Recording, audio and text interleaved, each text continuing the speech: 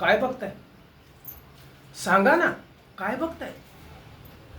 वाढलेला वजन, विस्कटलेले केस, की हारलेला मी, की हारलेले माझे स्वप्न? काय बघताय? सांगा ना. प्रत्येक वेळी ढावळलं, थकून गेलो मी स्वतःला सिद्ध करता करता. रोज रोजची ऑडिशन, रोज रोजची धावपळ सगळी संपली.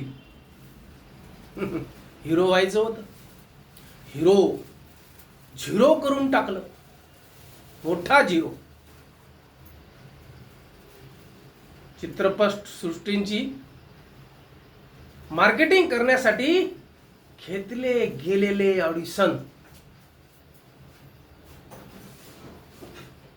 कसं आहे, नवीन कलाकारांची जी आज बळी घेतात ना, ते आज कळतंय. आम्ही पळायचो त्यांच्या फ्री मार्केटिंग करण्यासाठी, लक्षातच यायचं नाही. हिरो दिसून चालत नाही, खिशामध्ये दमडी लागते, दमडी.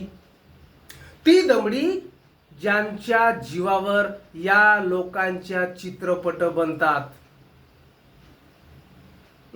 मग मध्यवर्गीयांना न परवडणारे स्वप्न.